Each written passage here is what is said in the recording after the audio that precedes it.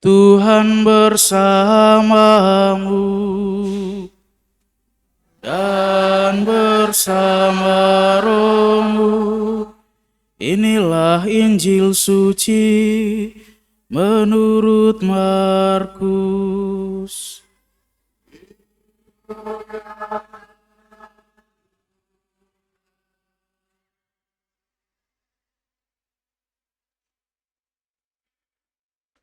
Pada suatu hari, Yesus dan murid-muridnya tiba di Yeriko. Ketika Yesus keluar dari kota itu bersama murid-muridnya dan orang banyak yang berbondong-bondong, ada seorang pengemis yang buta bernama Bartimeus, anak Timeus, duduk di pinggir jalan. Ketika didengarnya bahwa yang lewat itu Yesus, orang Nazaret, mulailah ia berseru, "Yesus, putra Daud, kasihanilah aku." Banyak orang menegurnya supaya ia diam. Namun semakin keras ia berseru, "Putra Daud, kasihanilah aku." Yesus berhenti dan berkata, "Panggillah dia." Mereka memanggil orang buta itu dan berkata kepadanya, "Teguhkanlah hatimu, berdirilah, ia memanggil engkau." Orang buta itu lalu menanggalkan jubahnya. Ia segera berdiri dan pergi kepada Yesus. Yesus bertanya kepadanya, "Apa yang engkau kehendaki aku lakukan bagimu?" Jawab orang buta itu, "Rabuni, aku ingin dapat melihat."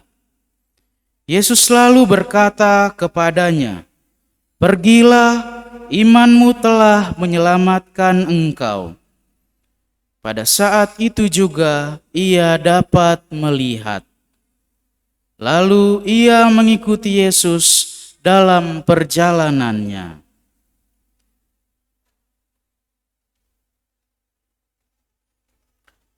Demikianlah sabda Tuhan. Terpujilah Kristus.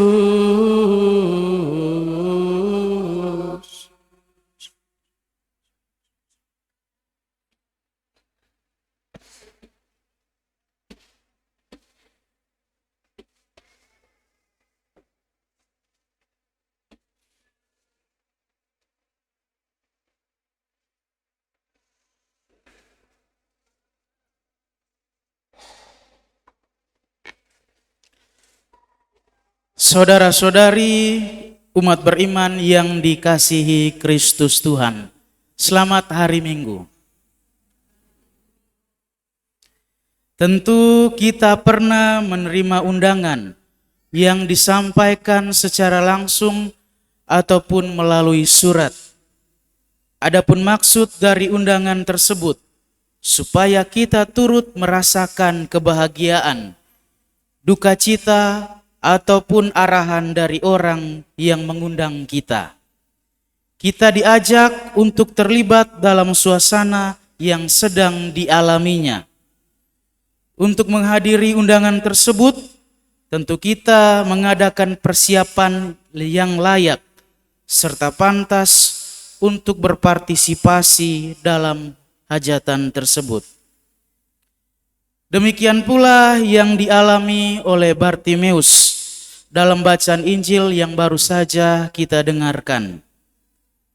Panggillah dia, kuatkanlah hatimu, berdirilah, ia memanggil engkau.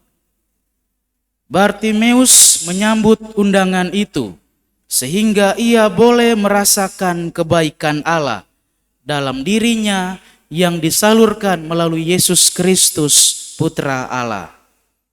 Bartimeus menjawab itu semua karena ia telah mempersiapkan dirinya untuk berjumpa dengan Allah yang ditunjukkan melalui menanggalkan jubahnya. Saudara-saudari umat beriman yang terkasih, kita sekalian mendapatkan undangan yang sama dari Allah dalam setiap momen kehidupan kita yang berpusat pada perayaan Ekaristi. Mari menanggapi undangan yang telah Allah bagikan kepada kita, baik yang disampaikan secara langsung melalui perhatian orang-orang di sekitar kita, maupun yang disampaikan secara tertulis melalui Ekaristi yang kita rayakan. Kalau kita mampu menjawab undangan yang diberikan oleh Allah, maka kita akan merasakan kebahagiaan yang dilakukan Allah. Saudara-saudari umat beriman yang dikasihi Kristus, ada sebuah peribahasa berkaitan dengan bacaan yang baru saja kita dengar. Peribahasanya demikian: apel merah mengundang batu, yang berarti sesuatu yang menarik, mengundang orang untuk memiliki atau menerimanya. Menerima undangan tentunya ada suatu hal yang mau dirayakan atau disyukuri atau untuk merasakan hal yang dialami, seperti kedukaan yang tentu melibatkan banyak orang. Saya dan saudara-saudari sekalian tentu pernah menerima undangan dan kita terlibat di dalamnya. Maka pada kesempatan ini, marilah kita menerima undangan yang Allah berikan kepada kita. Kita masuk dalam suasana yang telah Allah sediakan bagi kita. Mari saudara-saudari yang terkasih, kita dalami kisah Bartimeus ini untuk kehidupan iman kita. Pertama, Bartimeus seorang pengemis buta. Penginjil Markus hari ini menampilkan seorang tokoh atau sosok yang bernama Bartimeus, seorang pengemis yang Yesus jumpai di Yeriko. Tokoh utama dalam bacaan Injil hari ini Bartimeus dengan latar belakang kehidupannya, yakni seorang buta atau tunanetra, tetapi mempunyai telinga yang normal dan tajam. Seorang buta dan pengemis yang sangat dekat dengan kemiskinan, yang senantiasa membicarakan orang tentang mujizat yang telah dilakukan oleh Yesus. Pendengarannya yang tajam tentu menuntut Bartimeus untuk percaya, beriman, dan mengharapkan mujizat yang sama juga terjadi pada dirinya. Ia mendengar bahwa Yesus ada di Yeriko, dan ia berteriak, "Yesus anak Daud, kasihanilah aku." Situasi gelap yang dialami Bartimeus melalui mata yang tidak lagi berfungsi menuntun ia untuk tidak pasrah pada keadaan yang dialami. Ia mampu menggunakan pendengarannya untuk beriman kepada Kristus dengan segenap kekuatan dan tenaganya. Walau sudah ditegur, ia tetap berteriak. Malahan si Bartimeus ini berteriak dengan kencang. Ia mempunyai harapan, ia mempunyai iman. Dalam kekurangannya, ia alami masih ada pengharapan untuk sembuh melalui pendengarannya. Dan ia mengalami hal itu. "Rabuni, semoga aku dapat melihat." Ini merupakan permintaan Bartimeus, seorang yang tidak normal namun mempunyai iman yang besar, dan ia memperoleh hal itu. Saudara-saudari umat beriman yang dikasihi Kristus Tuhan, bercermin pada Bartimeus yang tidak normal, mari kita masuk dalam kehidupan kita sehari-hari sebagai orang beriman.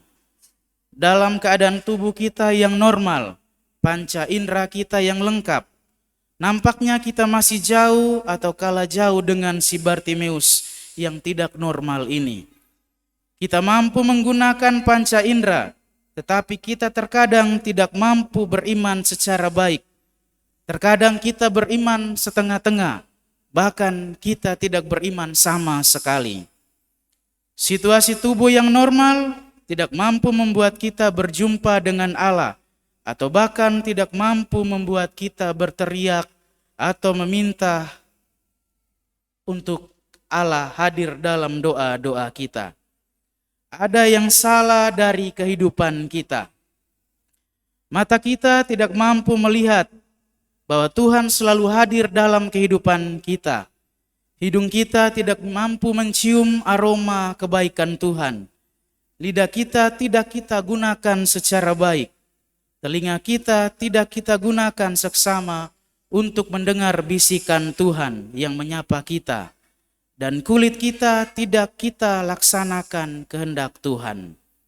Panca indera dalam tubuh kita adalah sebuah anugerah dari Tuhan yang hilang entah kemana dan buat apa saja yang tahu hanya kita.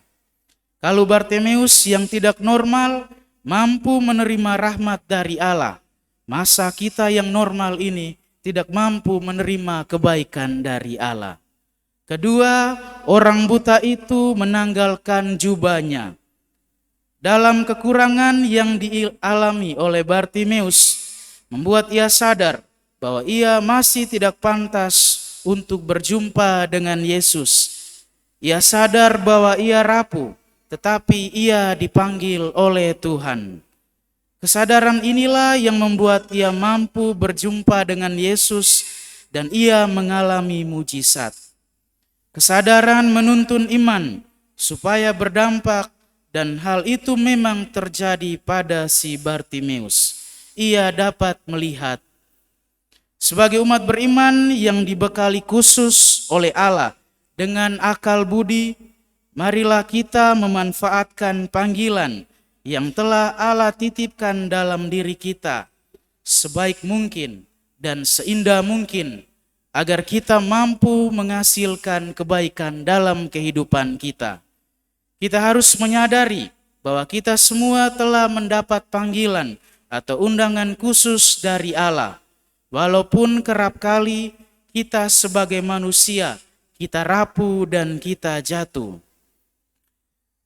Namun tidak bisa dihindari bahwa terkadang kita lupa menanggalkan jubah dalam menanggapi panggilan Allah. Kita masih merasa mampu bertahan hidup tanpa bimbingan dari Allah, sehingga kita terlalu mengagungkan diri kita sendiri, sehingga tidak heran kalau masih dalam diri kita masih muncul kesombongan, iri hati, perpecahan, perselisihan, pemukulan dan sebagainya. Mari bertemu Allah yang memanggil kita dengan menanggalkan jubah kebesaran yang diberikan Allah. Mengapa hal ini patut kita perbuat? Karena Nabi Yeremia dalam bacaan pertama menunjukkan bahwa orang yang mampu menanggalkan jubah kebesaran akan dipelihara oleh Allah. Aku akan memimpin mereka ke sungai, melewati jalan yang rata, di mana mereka tidak akan tersandung. Allah menunjukkan bahwa dirinya sebagai pemimpin yang mengembalakan kawanannya, supaya dalam keadaan baik dan memperoleh kesegaran. Yang ketiga, Rabuni, semoga aku dapat melihat. Ini permintaan sederhana dari seorang Bartimeus yang buta itu. Ia yang telah menanggalkan jubah kebesarannya, menyadari bahwa ia masih kurang dalam banyak aspek kehidupan. Ia membutuhkan pertolongan yang kuat, yakni pertolongan dari Allah. Dengan melihat, ia mampu mengaktifkan kembali panca inderanya dengan sebaik mungkin. Kekurangan yang selama ini dialami oleh Bartimeus mungkin membuat ia kurang percaya diri untuk bersimpati dengan orang lain. Banyak orang menegurnya supaya ia diam. Ia merasa diri tidak layak untuk berdampak bagi banyak orang. Saudara-saudari, umat beriman yang dikasihi Kristus Tuhan, anugerah yang diperoleh dari Allah melayakkan Bartimeus untuk menjadi penyalur berkat bagi banyak orang. Pada saat itu juga melihatlah ia, lalu ia mengikuti Yesus dalam perjalanannya. Sebuah ketenangan untuk melanjutkan karya misi bersama Yesus yang dipesan oleh penginjil Markus. Pesan misi dengan keikutsertaan Bartimeus dalam perjalanan Yesus menuntut kita sekalian sebagai umat beriman untuk mampu melakukan hal yang baik, yang berguna bagi sesama kita. Mari saudara-saudari yang terkasih, kita minta kepada Yesus melalui doa-doa kita, agar Yesus sendiri yang memulihkan bagian-bagian tubuh kita yang telah lama mati, sehingga menghambat karya pelayanannya yang seharusnya berdampak bagi banyak orang. Anakkulah engkau, pada hari ini engkau telah kuperanakan, seperti yang ditegaskan dalam bacaan kedua dari surat Rasul Paulus kepada orang Ibrani. Mari saudara-saudari yang terkasih, kita mengambil bagian dalam karya Yesus sebagai Imam Agung yang telah diutus oleh Allah ke dalam dunia. Tuhan memberkati kita semua.